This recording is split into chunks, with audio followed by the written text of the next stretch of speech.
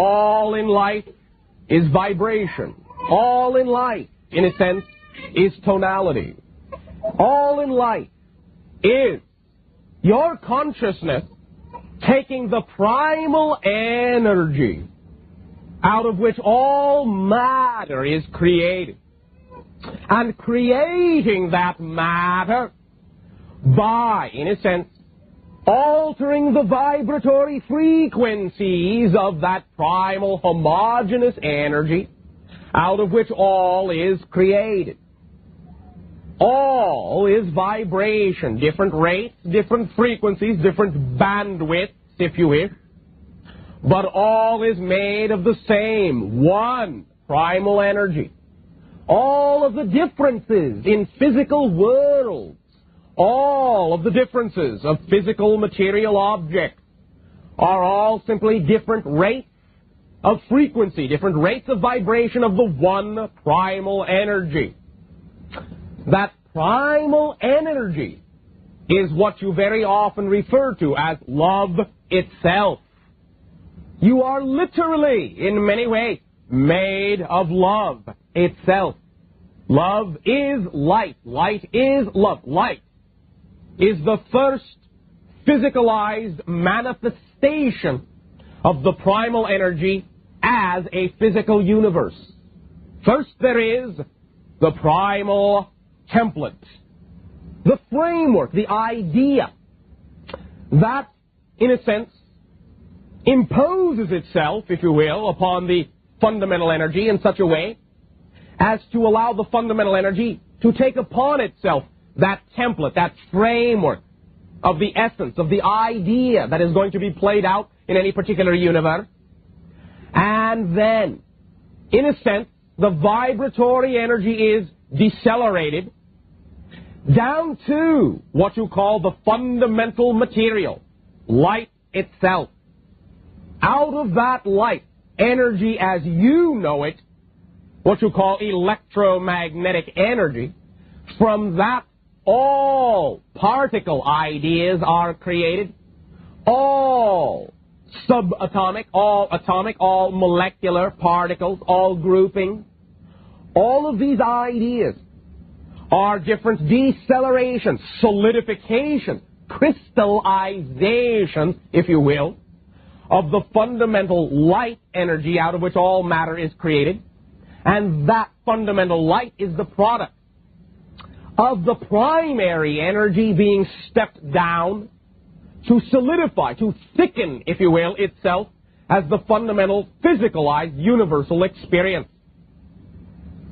Now, you, each and every one of you, in a sense, therefore, are cohesive crystallization within that energy, made of that energy and able to use that energy.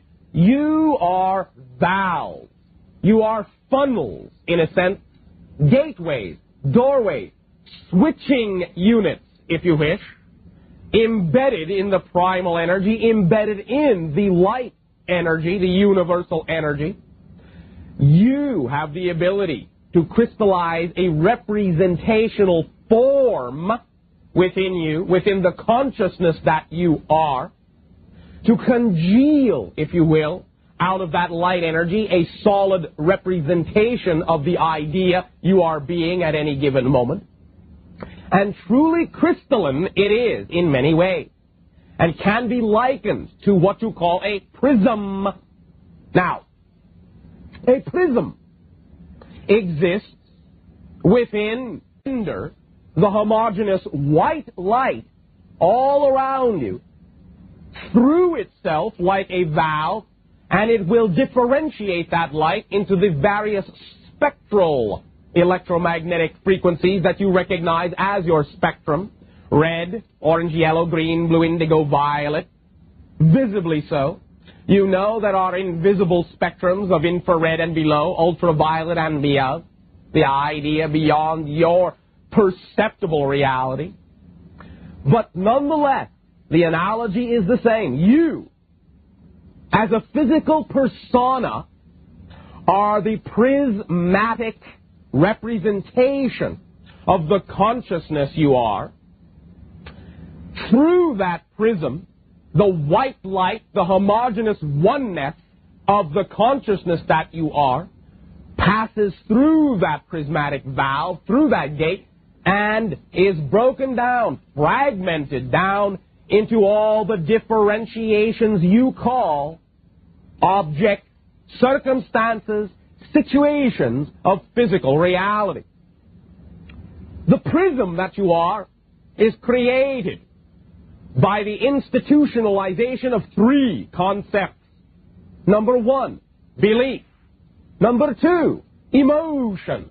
And number three, thought, as you understand it as physical thought, electrochemical thought in that way. Through the product of your belief, emotion, and thought, do you create and then experience, seemingly in a direct way, the physical reality. But physical reality is made of the same, if you will, stuff as you are made of. Physical reality literally is made of you. Your physical day-to-day reality, in which you think you exist, is actually what you really are as a being.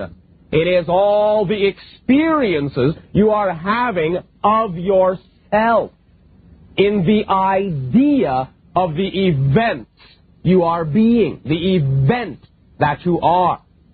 All the different circumstances, all the different relationships, all the different events that you experience in life are all of the multi-dimensional mirror reflections of all the different components that go into making up the single event that you are expressing yourself to be as this idea you call physical reality.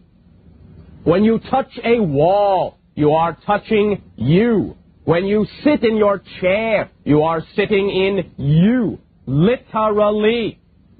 And the way this works is for you to remember. And once again, if you take this to heart and begin to apply your life through this principle, it can have a profound difference in the way you see and the way you create your reality. And this principle is simply to remember that consciousness does not exist within the body. Your body exists within your consciousness. All physical reality exists within your consciousness. Physical reality is your dream. Literally. All is a dream and all is real. Dreams are real. Reality is a dream. It is all one and the same thing. The only thing that makes it appear different in that way is the different definitions that you give to the different dreams. Physical reality, a dream with the illusion of solidity to the exclusion of all other dreams consciously. That is what physical reality is. It is no different than the dream reality in which you allow yourself to reconnect to in your sleep state.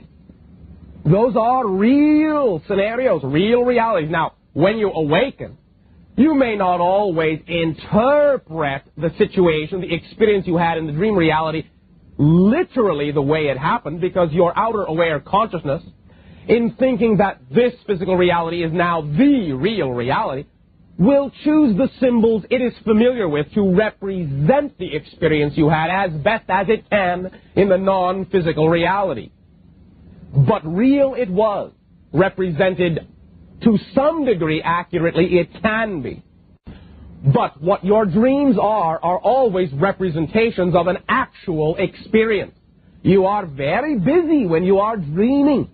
Your lives do not stop. They go on in many different ways, in many expanded ways.